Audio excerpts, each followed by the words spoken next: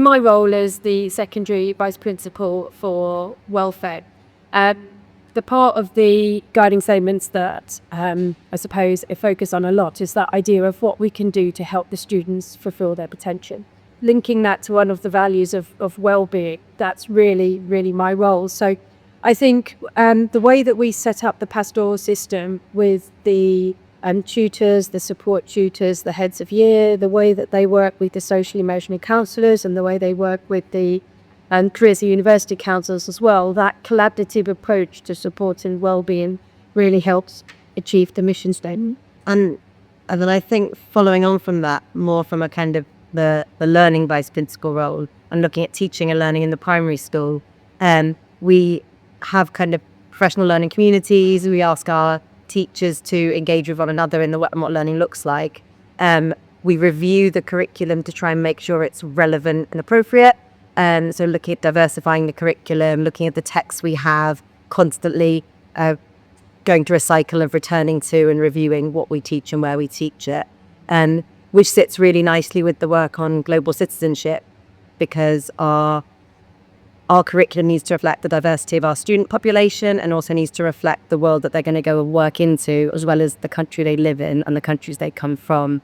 So that's intertwined with, I suppose, of helping reach their potential as well, that they are able to access as much as possible, both in terms of curriculum and in terms of being members of ever globalizing world. We work with a lot of student and parents.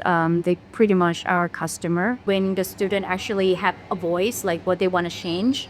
For example, we were talking about a lot about sustainability, like how we changing products and things in the canteen. And also, especially this year with the school shop, we do change a lot in terms of fabrics. We introduce the whole sustainability, materials and things. One part is, it's not just student learning from us.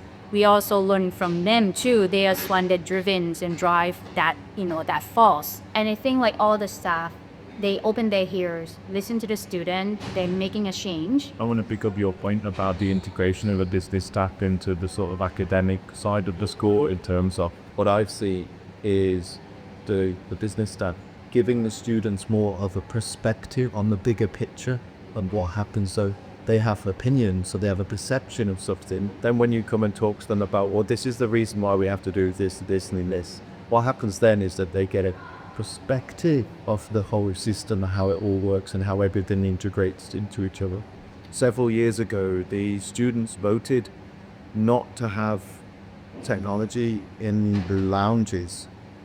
And when you walk through the lounges at break time, at lunchtime, that is an example of sort of what Pattern is about. Very rarely do we have to police that, and it's become part of the culture.